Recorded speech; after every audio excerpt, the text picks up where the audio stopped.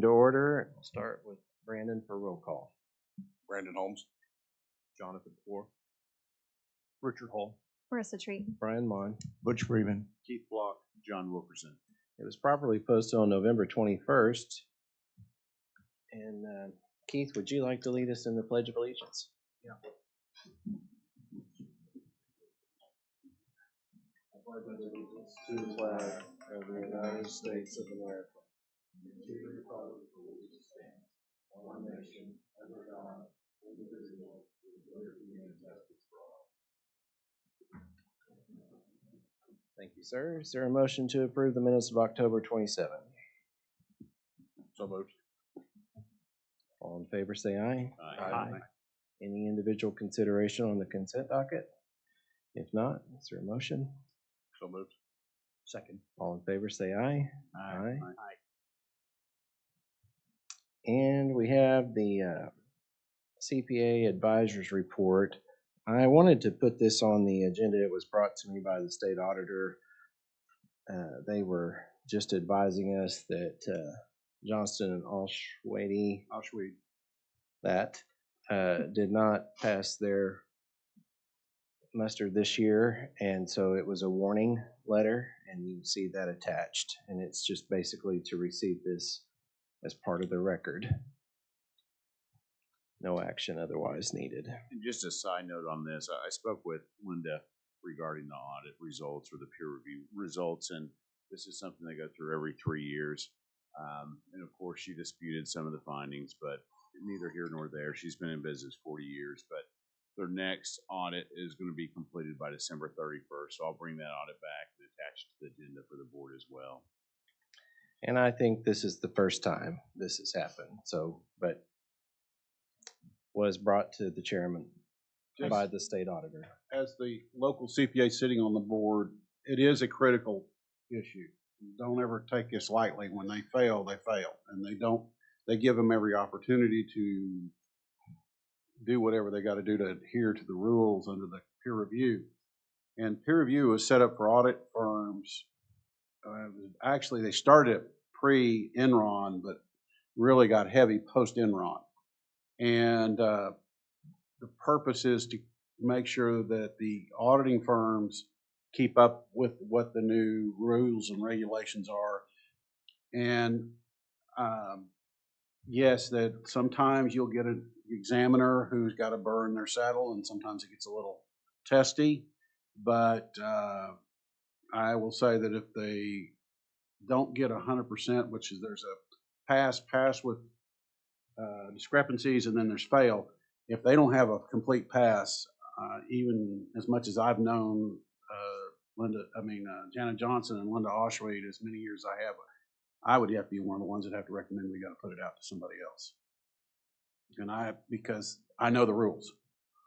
Luckily, I don't have to adhere to them because I'm not an auditing firm. But the auditing firms have to adhere to those rules. And if they're not following them, and even if they get one passed with issues or discrepancies, I think we need to be looking. Of course, it is addressing the year ending June 30th, 2022. Is it unusual for the report, the audit to be that? Well, several years. Let me put it this way. What probably happened is that it went to the state board, and the state board reviewed it, and there was probably some kind of a show cause of some point, asking if they had made some corrections and all that stuff so that they could continue to do audits.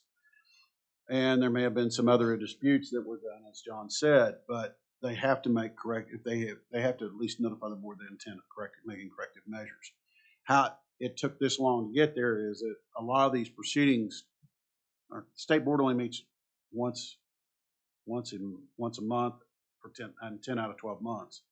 And if it isn't brought up, someone doesn't bring it up or doesn't put it through usually the report's done. It's 6 to 8 months after the report period that they actually get them to go to the state board. There's that period of time there.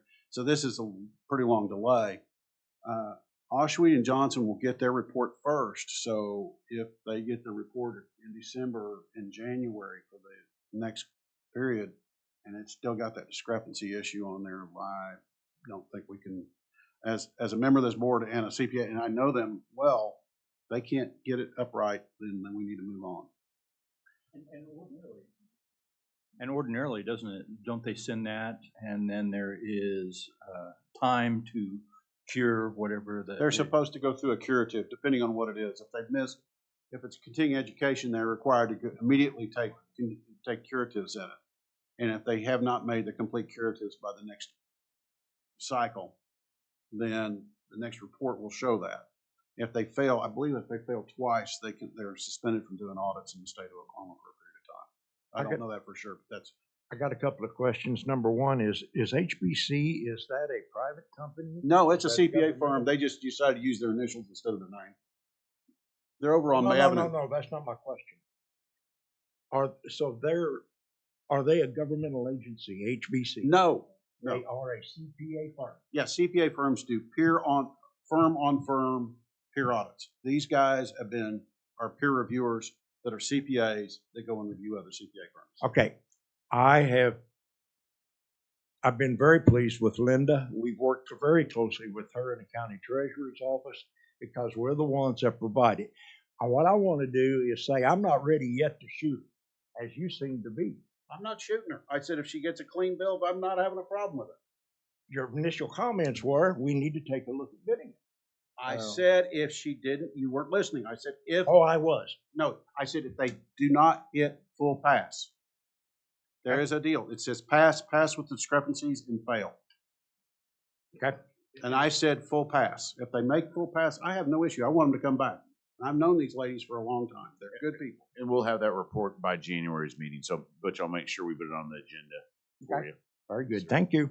I'll make a motion to receive the document. Thank you. Second.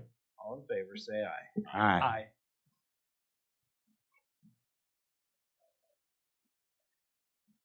And the forfeiture report. Sure, this is just an update through the end of October. Our balance in the forfeiture report is 1.7 million right now.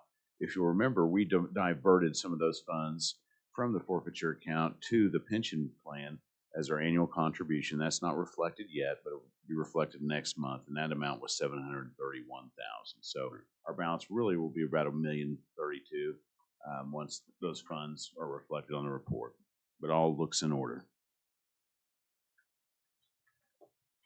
Okay, do we need to receive that? Okay. And then, the defined contribution. Sure. Item number 7, Stephen Schadenkirk. He was with District 3. He qualifies for retirement, so I ask for your approval. No, that was number 8. Just, You want go back? yeah, you're right. I'm sorry. Okay. Is there a motion to approve? So moved. Second. All in favor, say aye. Aye. Now number 8. My screen jumped ahead. Sorry. Oh, sure. This is for Thomas Harlow. He worked in the county clerk's office. He qualifies for retirement. Motion to approve Thomas Harlow's retirement benefits. Second. All in favor, say aye. Aye. Jacob Benedict. Sure. Mr. Benedict worked in the public defender's office for many years. He qualifies for retirement. I'll make that motion. Second. All in favor, say aye. Aye. And then lastly, Andre Hayes worked in juvenile. Andre qualifies for retirement. Motion to approve. Second. All in favor, say aye. Aye. Any citizens to speak? Any board comments? Mr. Wilkerson? No. Keith? Nope. Treasurer? No. Happy Thanksgiving. You all done here? No, sir. Okay, if there's no new business, is there a motion to adjourn? So moved. Second. All in favor, say aye. Aye.